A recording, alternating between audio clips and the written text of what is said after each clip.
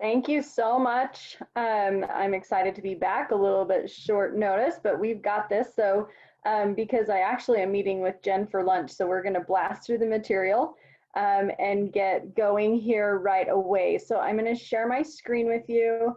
I'm also putting in the chat the link for the roster. So if you'd like CE credit today, the link is going here in the chat. So copy that link.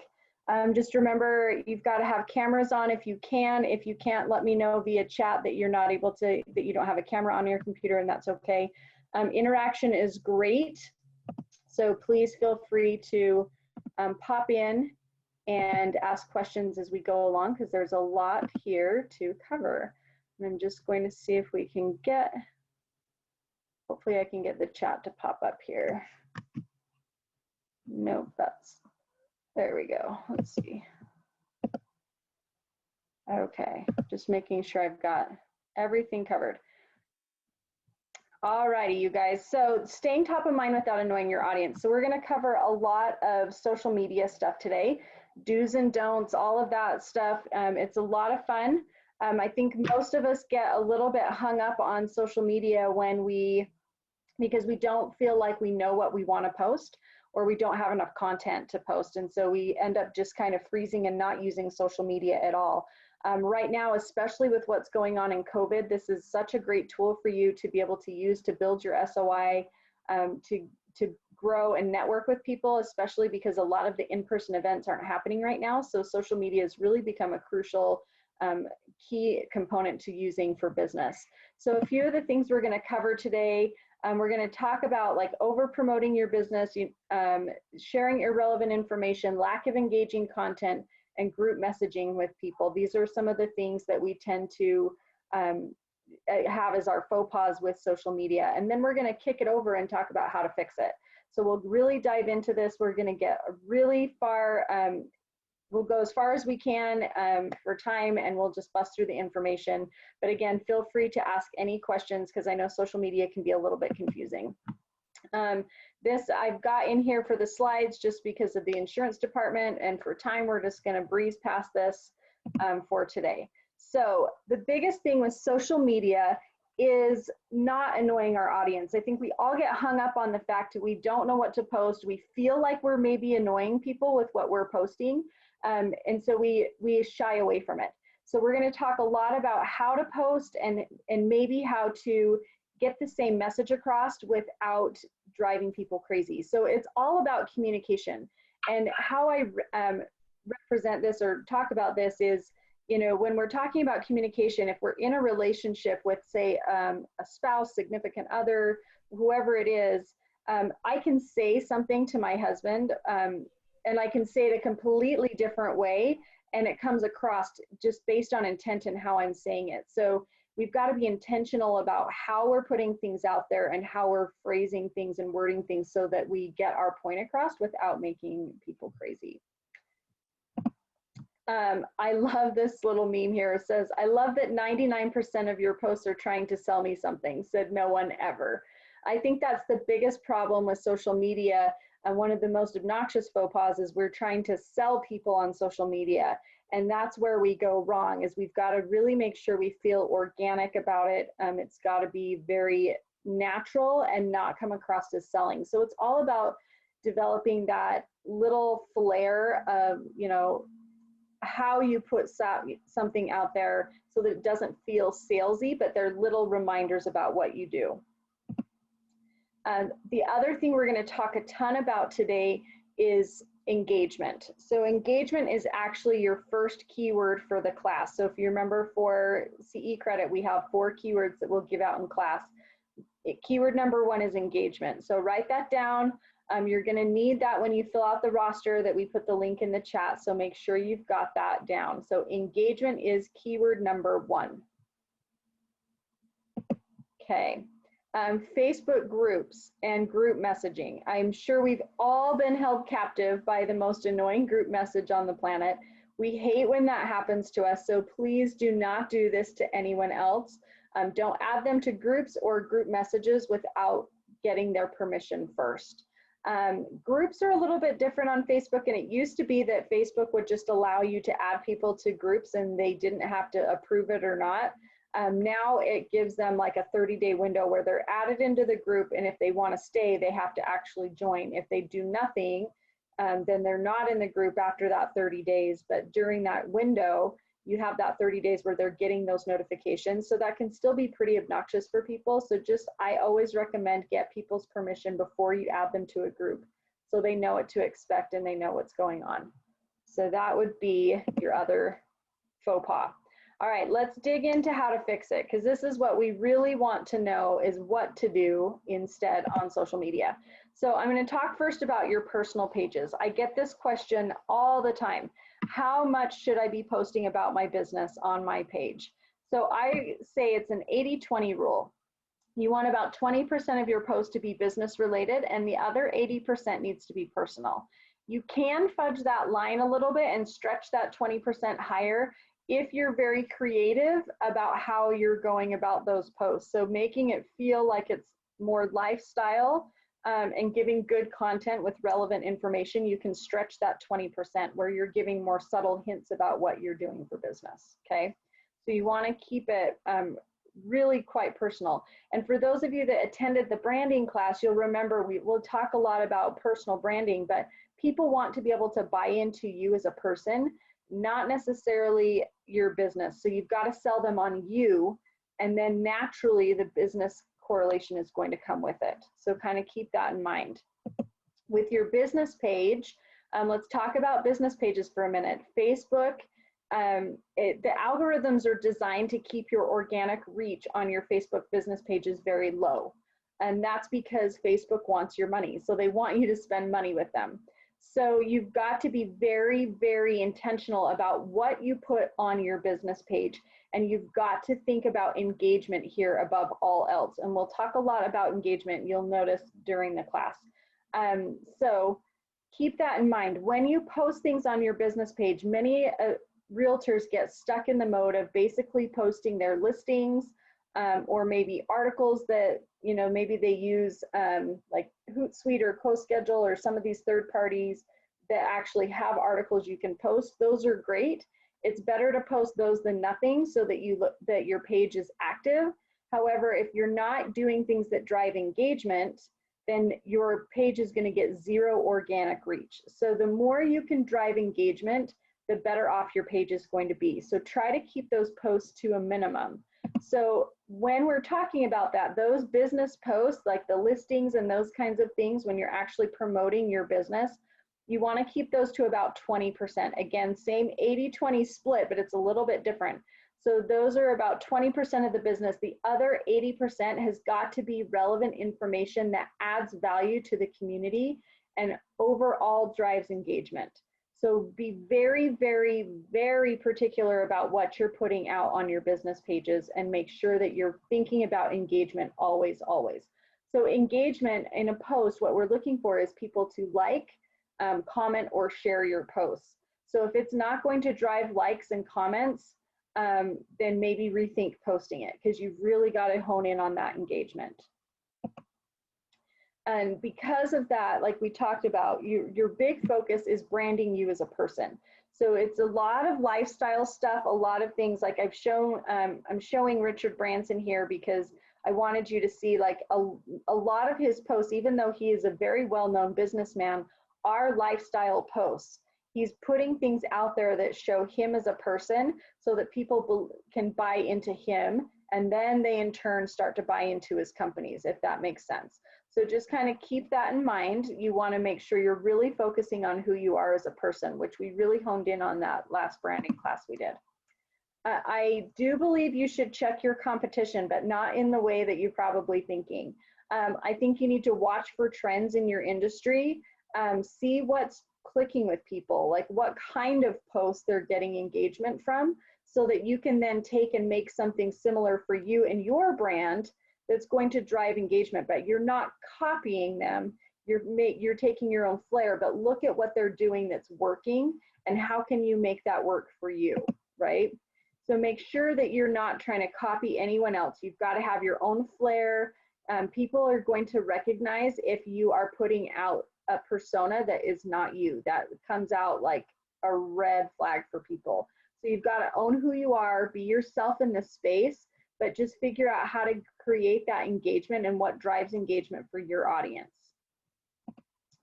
Okay, the other thing that I really love to use is a marketing calendar. So if you get your email on the roster list, which it automatically will collect it when you turn in the roster, what I'm going to do is send out for you guys a link to some Google Docs. It's a Google Excel sheet where I've got, I think, 5 or 6 different marketing calendars on there.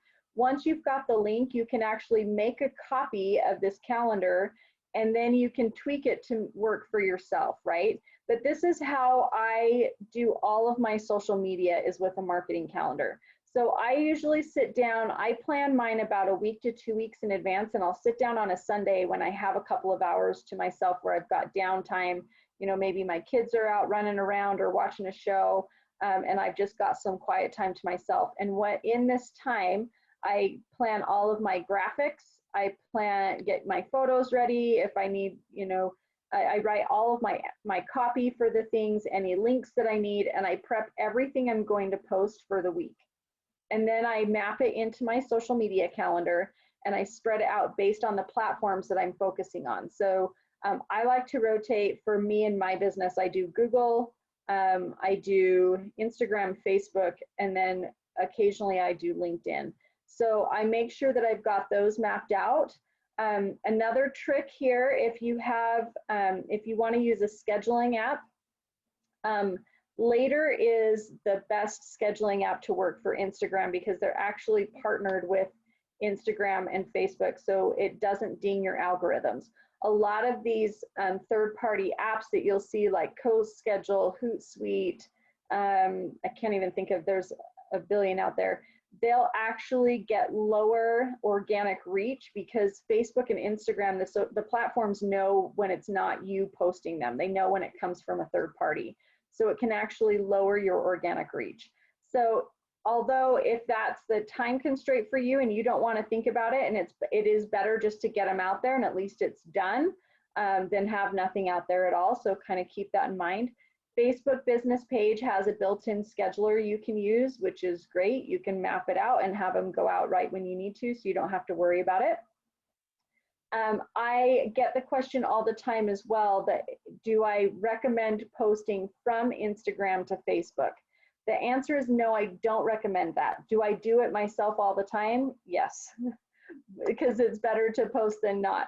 But if you are being really smart and strategic about it, it's better if you can actually separate your posts. So even if you want to use the same exact content, maybe post it on Facebook 1 week, and then maybe like 2 weeks later post it on Instagram.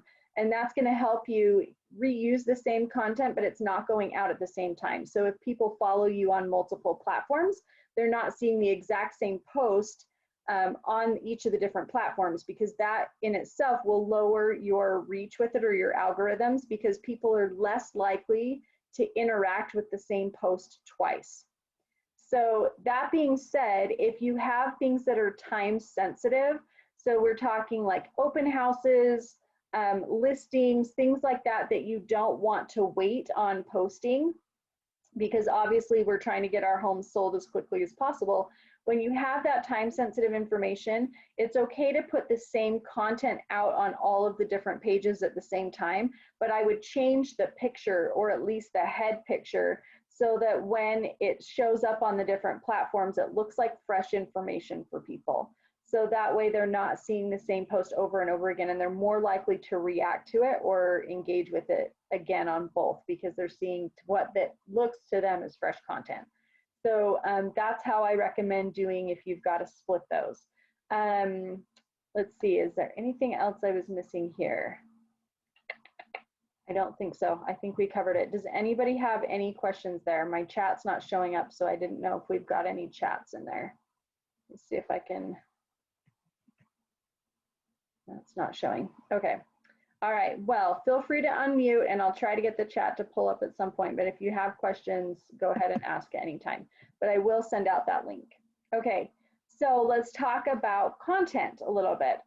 Photos are going to do better than text only.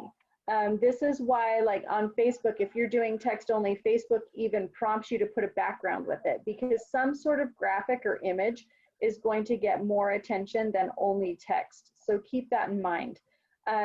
Make sure that if you've got words on your text that or on your photos, that they're minimal. You want to keep the photo as the main attraction point, because those photos are actually going to drive more engagement for you. You want to get creative, have some fun with it, but definitely use photos and images with your posts. It's going to help them tremendously. The other thing I will say is a lot of people get really hung up on photos because they don't have a ton of photos in stock.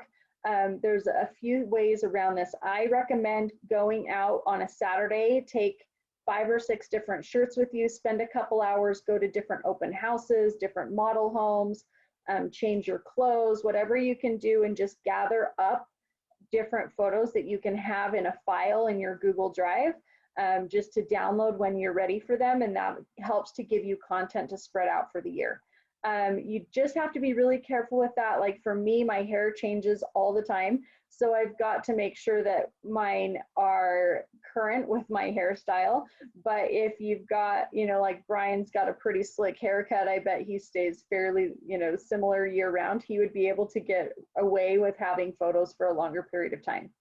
The other caveat to that I will say is that your photos get kind of stamped with information. There's like metadata built into your photos. So you want to make sure that that if you are going to do that, there's actually apps out there that can erase that data from the phone. I actually found that out yesterday. I always save mine to Google Drive or even screenshot them to avoid that data. But if you want to erase the data, it's actually called EXIF, and you can get apps that'll clear that data from the photos so it won't trick the algorithms within Facebook and Instagram. It looks like fresh photos. So that's another key for that as well. Does anybody have questions on those? Remind us the name one more time if you could. Sure, it's EXIF, and it's basically metadata that is like, if you've ever noticed, like if you go into Instagram stories and you try to post a photo that's older than a day, it pops up with the date of the photo on the bottom that you have to kind of trash or whatever. There's data built into the photos. So your camera, especially on your phones, they know when the photos were taken. And so you want to clear that data out, because Instagram, Facebook, they want fresh, like new photos for it. So you want to make sure you get that data erased. So either screenshot it and post from the screenshot, you know, crop it in and make it a new photo, or install an app on your phone that'll erase that data. Okay. All right. The other thing you want to do here is make sure you've got people in your photos, which means you need to be in your photos. So that's the other thing too, is people are really leery about they don't like to be in photos by themselves, or you know, all the time. They don't want their face out there all the time. But you want to make sure you're getting seen in photos for a few reasons. Like we talked about earlier, people are buying into you as a person, so they need to be able to see you in the photos in your feed. The other reason is just naturally, we're drawn to people and faces. So even as babies, the first things we see and interact with are our family's faces. And so it's ingrained into our DNA and our brains that we are naturally drawn to faces. So if you can have people or even animals, dogs, cats in your photos, people are more drawn to those photos and they're going to interact with them more. So again, making sure you're getting into photos, use those tricks I told you about going to those open houses, getting in front of the camera as much as you can so that you have content for your feed with you in it, right? I know it's like a scary thing, but we can do it. If you happen to not have photos that you need, but you want to get a post out there, there's a lot of great options for free stock photos that you can do that are high quality images. Just make sure that you're finding photos that represent like you and your brand, and they're cohesive with you and your brand. Do not just search Google and use whatever you find in Google. A lot of those images are copyright protected and they can get you in some really hot water. So there's a list on the left of the slide here that shows several different free image sites. So you're looking at Canva, Pixabay, StockPix, Unsplash. Pexels is a favorite one of mine. And a new one that I found that's got some really like funny abstract photos, if that fits your brand. If not, don't go there, but these are really kind of off the wall photos, is called Gratisography. And that is a super fun website that's got some really unique photos you can do as well. So just again, make sure that they're copyright free for you to use, and you want to make sure they're also free for commercial use, because there's a difference between personal and commercial use photos as well. Anybody have questions there? Okay, awesome. All right, so the number one thing I want to tell you guys when we're talking about adding value is to be a resource for people. Being a resource allows you to stay top of mind, and if people know they can come to you for any kind of referral, anything that they need, this is a fantastic opportunity for you to stay top of mind without like being really obnoxious about what you're doing. So I recommend, and especially as realtors, you guys need to really have a solid network of trusted individuals that you refer people to in all sorts of capacities, right? So, I mean, think about who you naturally work with. You're working with like plumbers, electricians, inspectors. I mean, the list is endless, right? And as realtors, you guys are connectors. At the heart of what you do, you're connecting with people and meeting people. So you've got to make sure that you let it be known that you are a good resource for people to come to, that you've got awesome people in your back pocket. This also is great for content, right? So if you have an opportunity where maybe a plumber just absolutely saved your sellers in some sort of situation, like do a post about it, interview that person, talk about them, give them shout outs on social media. This is a great way for you to remind people like, hey, I'm a realtor, this plumber saved my sellers, whatever. And I just want to give a shout out to this plumber. Like nobody gets annoyed by that. If they need a plumber, it's a good way for them to network and refer. And also whoever you gave the shout out to, they're going to be more likely to refer you business. So it works on multiple sides. So just always think of yourself as a connector, but be very vocal about those connections and give those shout outs and give those blasts on social media, because that can be a huge source for you and it's great for your content. So take photos with your people that you work with, give them shout outs, use this as a tool for you. It'll really help you grow your business. The other thing you can do with being a resource is giving like tips, tricks, how-tos, DIYs, anything that you can think of that'll add value, right? So one of the example I gave here was, how to calculate square footage. A lot of people don't know how to do that, or maybe even talking about if they know how to convert like square foot to square yards, if they're comparing tile and carpet, right? Like anything like this that you can think of that would be helpful for people that they would want to know are great things to post. So keep that in mind as well. Okay, let's start talking about engagement and how you can increase engagement on your posts. This is a huge thing. Oh, and I missed a keyword. I'm sorry. Marketing calendar is number 2, right? So did I do engagement was number 1? Yes. Okay. Marketing calendar was 2. I just realized I missed that keyword. So you've got 2 keywords here. So engagement, marketing calendar. Yes. Okay. Cool. So we're going to talk a lot about engagement. So when we're talking engagement, we're talking comments, likes, and shares. And the things that you have the most control over is comments. So we're going to talk about how to drive those comments on your posts. So for example, I was helping a realtor a couple of months ago, and she had asked me when we were going through her social media, she showed me one of her posts and said, well, how could I have gotten more engagement on this post? And it was a picture of her kids with an open house sign or something. And basically what she had done on the caption was, something like, oh, my kid's helping me with my open house, something pretty generic. So what I had said is what you want to do is actually reframe that into a question. How can you get people to participate in this post? So maybe you could have framed it, you know, like, how do you drive entrepreneurship with your kids? Or how do you involve your kids in your business if you're a business owner? Something where you're actually turning it and asking a question is going to get people to respond better versus just a blanket statement. Does that make sense? So let's kick into this.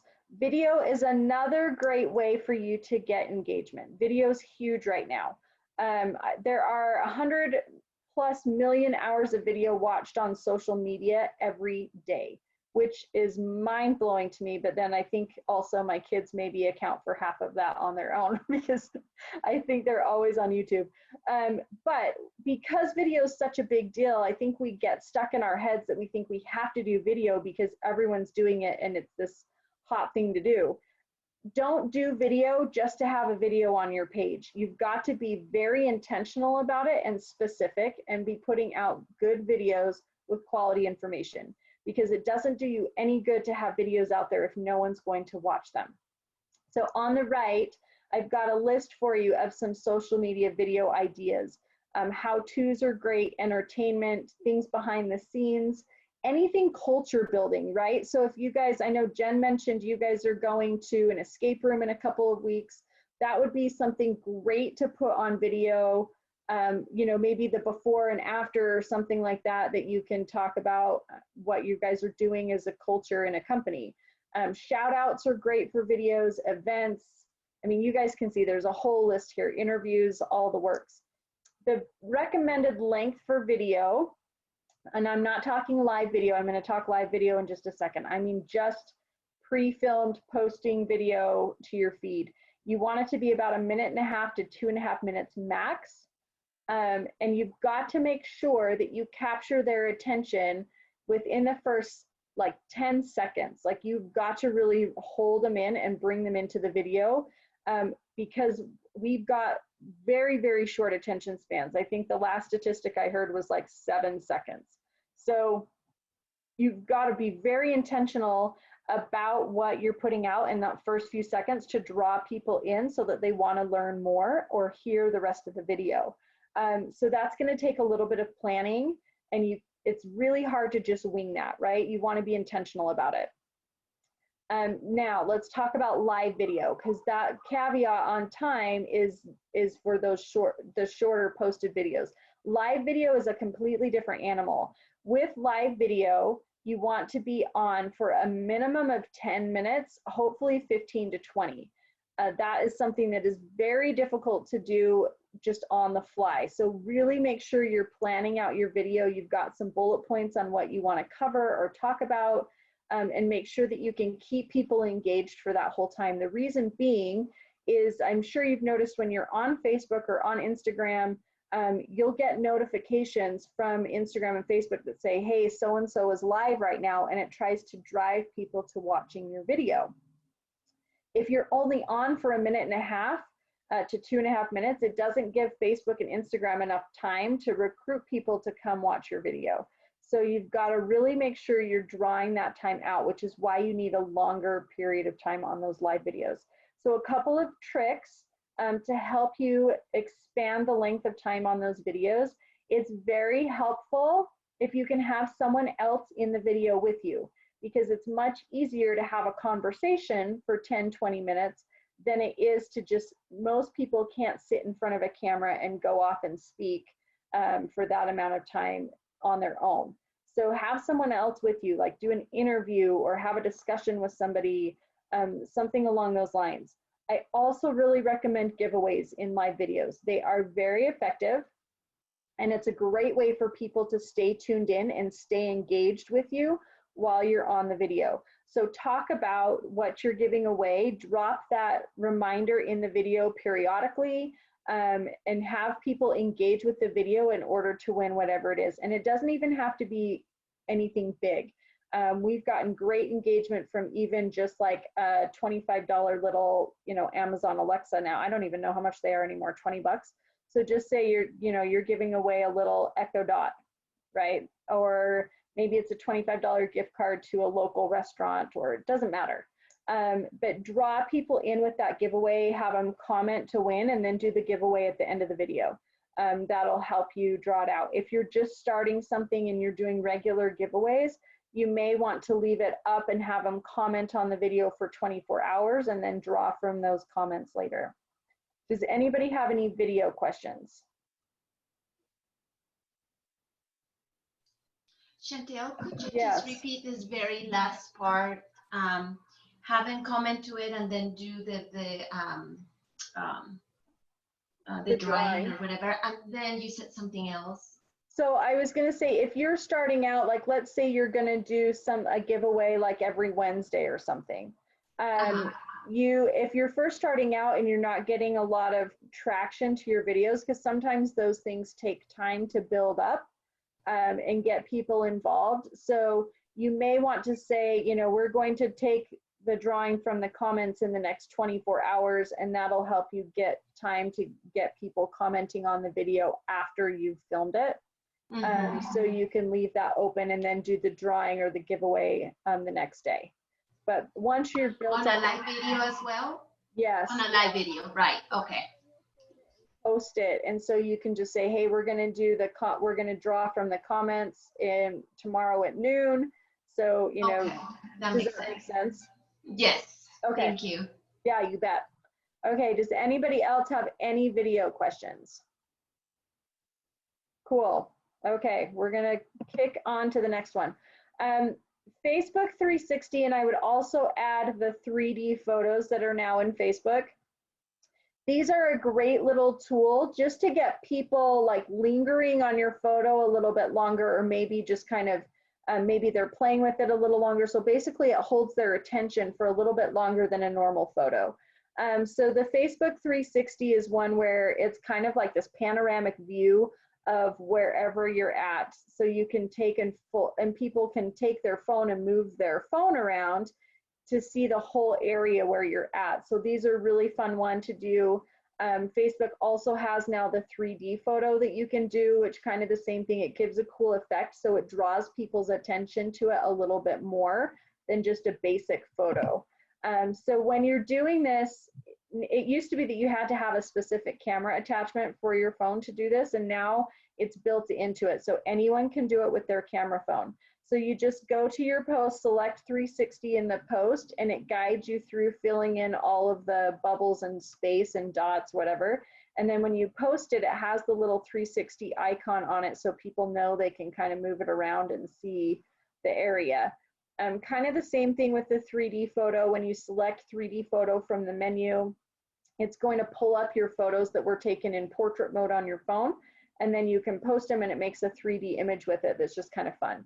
So just a little trick for getting people to kind of interact with your photos a little bit longer.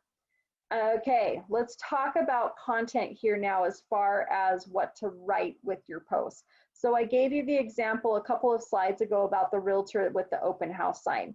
But asking questions is a great way for you to get engagement with your posts. Everyone loves to give their opinion. So because we know this and we know how people act on social media and behave, we can use this to our advantage in knowing how to phrase things and what to post so that that people will interact with us. So asking questions is a great way for people to give their 2 cents to you. The trick is when they answer, you have got to respond to them.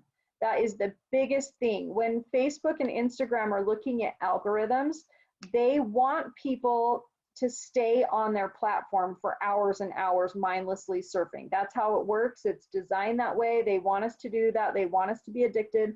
So when you put out content that gets people interacting, they're going to reward you for it. So when someone responds to you, reply back to them, but asking more questions or getting, like, you want to create conversation, and it's that back and forth of responses that really drives your algorithms up. So you want to make sure you're doing that. And just don't reply back with like one-word answers, right? So the trick with this, there's like a 4 or 5 word rule that like it's an extra boost for your algorithms because they're wanting conversation. So replying back with a heart or a smiley face emoji or a thanks is not going to get what you need. So you want to keep them engaged and talking about it, if that makes sense. Does anybody have questions on that? Okay. Sparking discussions is another great one. I love this example. I've used it a bunch. I love this fill in the blank. My biggest complaint about my home is what, right? And I love this one because this is a great way for you to get discussions going, but also to use it as a sales funnel. So you can actually take people from that question and maybe work it through so that you talk them into selling their house and maybe building a new house to get that kitchen they want because they hate their kitchen so badly. But just be strategic about it, right? And just get out there and get people discussing things.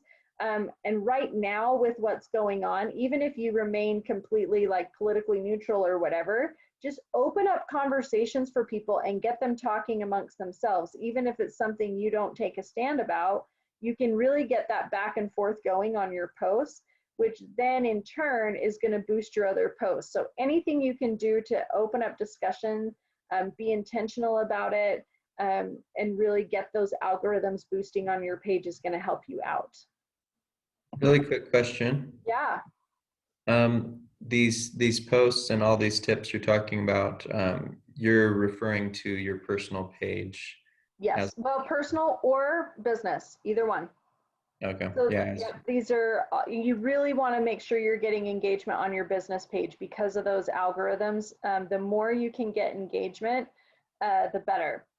And if you want to start driving engagement, if you've really been just posting like listings and things like that on your business page, maybe have a couple of people that are really close to you that can regularly go in and start commenting and things on to help boost that organic reach on your pages. Okay, did that answer your question? Yeah, that's just the most common question people ask me. So yeah, for sure, right? It is.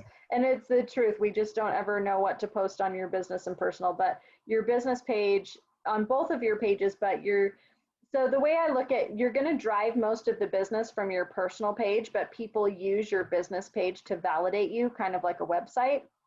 So your business page really does need to be pretty up to date as well.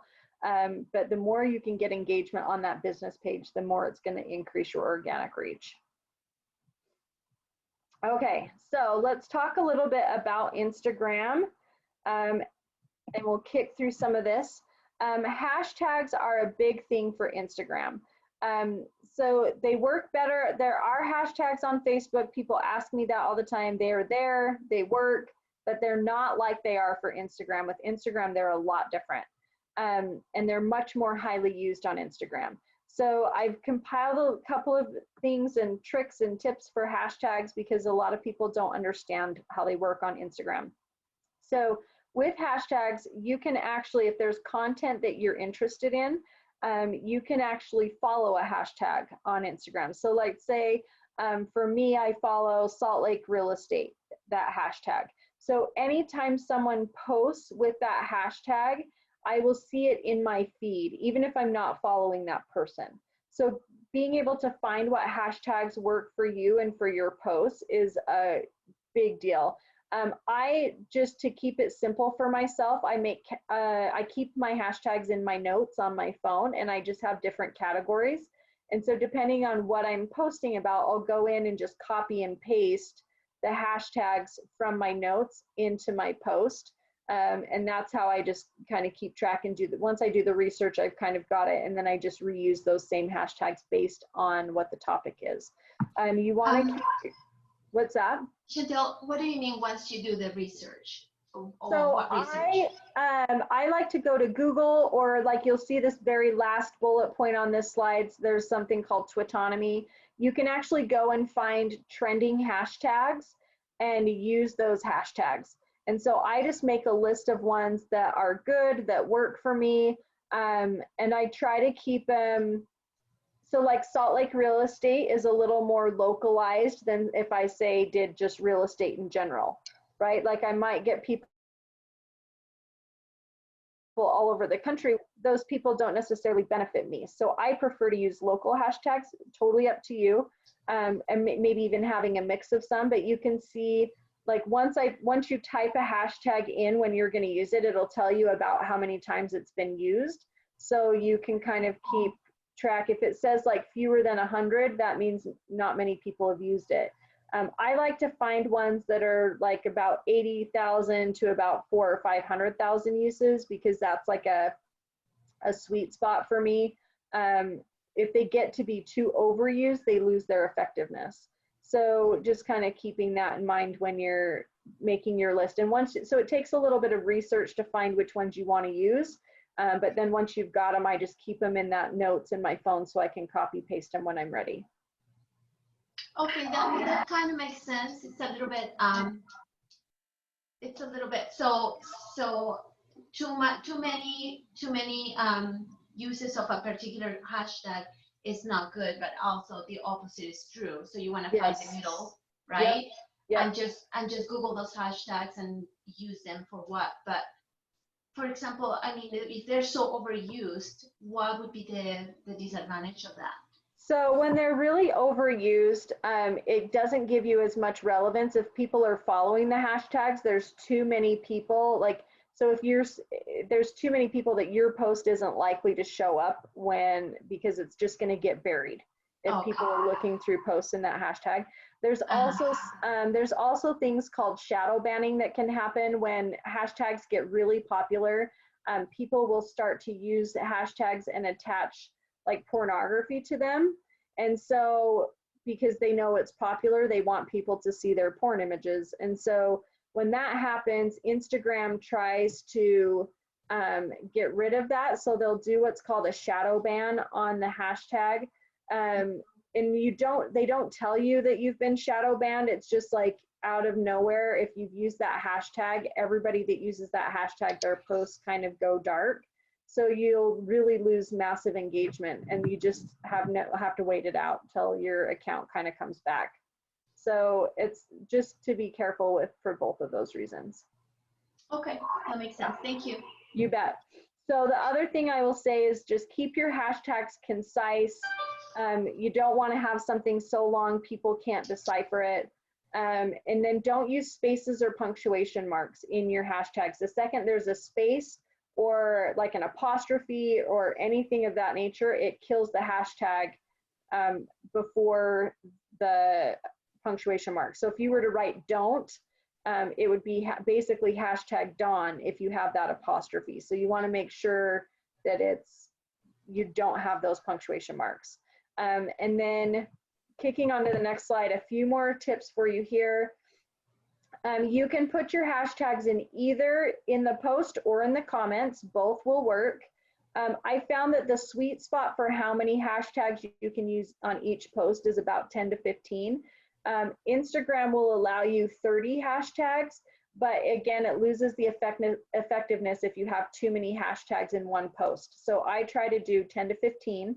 And then I recommend you have, 2 or 3 branded hashtags as well, things that your clients can start using, things that your team can use, like your lenders, your title people, whatever, so that it helps to promote you when they post on your behalf as well. So have a couple of those that you can use regularly. That is not so clear. What do you mean, like others can use it? So if, like, let's say you have a closing and your mortgage person is going to post the photo that you took at closing. If you have a branded hashtag that's something specific to you and your business, they can use that hashtag in their post. So then it draws awareness for you and your business when people see their post. Okay. Does that make sense? Does it have to be like a hashtag that is very used, or is in the middle of that? This is something just for you. Oh, it's a personal, okay. Yes, yeah. So for like me with my fitness studio, I have 3 that I use pretty regularly. So I just hashtag my business name. So it'll be Core 7 Fitness. We do one that's Core 7 Tribe, and we do like Core 7 Family, like things like that that are related to my business only. So you can make your own hashtag. You can Yep. make it up. Yep. And how do you do that? You just make it up and put it in your post. Just put it in your, okay. Yep. And then once people start using it, it'll grow. But it just is a way that you can start building awareness for your brand. And one more thing, is a new, do you know it is new or not used when it's not blue color or highlighted? Is that what it No, is? it'll just tell you that it'll say like fewer than 100 posts, and that's okay because you know it's just yours. Okay. Yeah. Thank you. You bet. Okay, so influencers are another big thing on Instagram. It can be very hard though to work with some of the big influencers. So you want to make sure that you are that you're looking for what I call micro influencers. So these are going to be people that are not necessarily have tens of thousands of followers, but maybe they have 1,000 or 2,000 followers, but they're very well respected within their peer group and within their area. So you can work with these kind of people. And I always say to think collaboration over competition. So who are people, maybe other small business owners, people in other industries that would share your same target demographics, and maybe see if there's people you want to work with and do posts together. You can shout out for each other. You can do shares for each other, all sorts of things. But finding those people within the community that you can work with is a great way to build your page, okay? Consistent imaging is another big thing for Instagram. This is how you want your photos, especially the ones posted in your feed. We'll talk about stories in a minute, but your feed photos need to have kind of a common aesthetic, right? Maybe it's a lighting, maybe you want that really bright, vivid image, or maybe you want something a little bit darker, but you want to be consistent about it so that it's got a nice feel. When people are looking at your page, it all flows well. So make sure that you do that. One of the tools that I use to do this is an app on the phone. I just use Lightroom. It's an Adobe app that I really love. Oh, and before I get too far, I almost forgot. Your third keyword is hashtag, by the way. Sorry, I should have done that on the last slide. Hashtag is keyword number 3. So Lightroom is a great tool that you can use to adjust the coloring of your photos and the lighting, the exposure, and it is phenomenal to use. It is a free version on your phone. If you use the computer version, it's paid because it is through Adobe, so you have to have a subscription to it, but the phone version is free, and most of what you can do with the free version is all that you would ever need. So just kind of keep that in mind so that you can get that really nice aesthetic to your feed. And is this for Androids as well, this app? Yep. Okay. Yeah, it's because it's made by Adobe, it works on Android or Apple phones, either one. And what's the name of it again? Lightroom. Oh, Lightroom, that's right. So let's talk a little bit about stories. Instagram stories is a really fun place to be. I believe that the statistics that I read are about 40% of Instagram users participate in stories currently. The thing that is fantastic about it is those 40% that use it are in there all the time, and it's a very captive audience. So this is a really great place for you to be and to have content. The other great thing about this is you can be a little bit more raw with the images that you put up there. They don't have to be as perfectly edited. This is where you can put more of your candid video kind of stuff, where it just is not this perfectly edited version. So this is a great place for you to put content. If you're not sure that it fits in the flow of your feed, you can throw it into stories. Your stories will stay live for 24 hours, after which point, if you want to put it in a highlight reel, you can, and you can store them there for future. There's a lot of fun things you can do within the stories. You can add little animated stickers. You can do polls and questions. You can tag people in these. There's so many different fun things. I recommend like maybe once a week with your stories, you use something in those options. Instagram likes it when you use their fun stuff, so they kind of reward you for it, and it helps out your algorithms a little bit. It's not substantial, but it definitely helps. If you're going to do some sort of quiz or poll, I recommend you give people positive response options because they're going to be more likely to participate. If people have to tell you no, or like, you know, do you like this, yes or no, they feel bad saying no to you. So instead of saying no, they often just won't respond. So this will help you increase the interaction with these when you can give positive responses. So you'll see like this example here, you know, plain versus sprinkles. Nobody's going to feel bad telling you one over the other. Okay. All right. Your bio on Instagram is huge. Bios are one of the very first things people see when they interact with you, or they want to follow you, or they start following you. If your whole bio screams real estate, it's going to be a turnoff for people. So you want to be very subtle about it and how you drop it out that you are a real estate agent, because you don't want to turn people away from you. So I recommend putting a couple of personal things in your bio, and then, oh, by the way, I'm a realtor, right? So just kind of drop that in and have some fun with it and show some of your personality here. And that's going to help you not push people away when they see your bio, okay? All right, let's talk a little bit about emails. Emails, I hope that most of you out there, if you're not, I highly recommend that you are gathering emails in some way, shape, or form to market yourself. Emails can be one of the most effective free forms of advertising that you have. So you want to make sure that you're gathering emails, that you're starting up your database, and then I would recommend getting regular email blasts and to your customers. Now, the one thing I will say about this is that you want to make sure that you're not just sending market stats to people. No one cares about getting market stats every month. They will go in the trash every month. No one cares.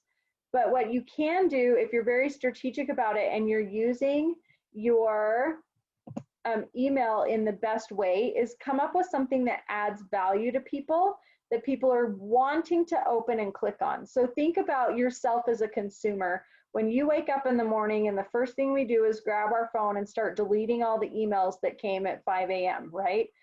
So think about the things that as a consumer, what do you open and what do you delete, right? So you want to be something that people are going to open your emails. The other thing I will say is when you start emailing people, add your social media links to the email so that they can follow you and connect with you on other platforms, okay? So make sure those are on there.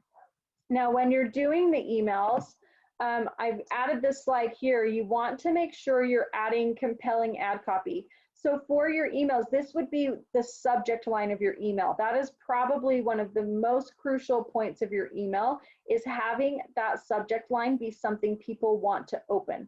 What is going to compel people to open that email? So what I've done for you here on this slide is I've given you 3 formulas on the left on how you can create some sort of headline or subject line that's going to make people want to open that email. This can also be used in your social media posts. It can be used on your blog headlines. If you're doing posts to drive to your blog, whatever it is, use these tactics or something similar to create some solid headlines that are going to compel people to open up whatever it is you've put out there. Does that make sense? Okay. And don't worry, I am going to send the slides out if you get your name on the roster, so you won't have to worry about that. Okay, so when you are doing anything, we want to talk about adding value. I know we've driven that home quite a bit during this whole class. We want to make sure that whatever we're putting out, whether it's an email, whether it's a post, that it's going to add value to our clients. Okay, so I've got a couple of things here. We want to make sure that we're giving information that our audience wants and that they need. And that's really an important distinction between what we think they want and need. So you've got to be very attentive, start seeing what your audience is reacting to, what they're not reacting to, and make sure you're getting what they want and need, not what we want to put out there. So we've got to stay relevant, and we want to make sure that it's adding value in some way. People do not want to be sold.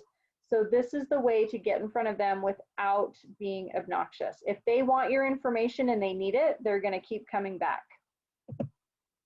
So content is huge. And the way that we drive this, giving them what they need and want, is all through content.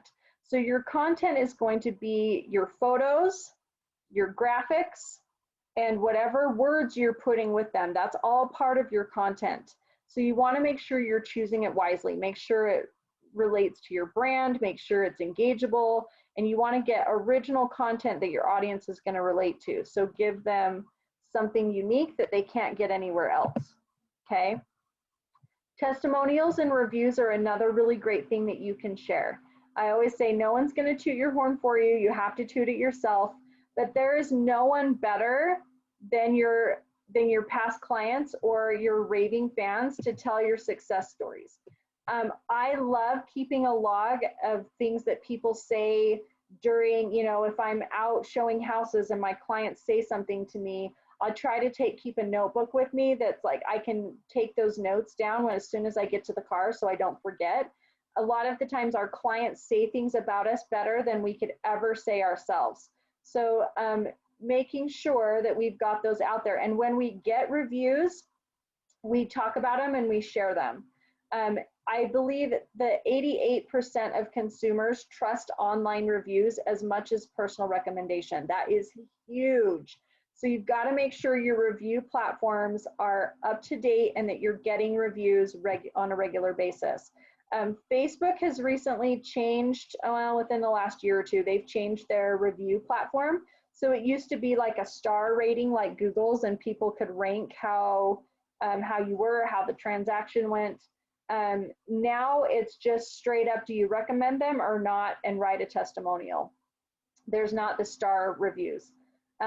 If the account is old enough that they were around when the star reviews happened, it'll still have that ranking on there, but the new reviews going forward don't have those.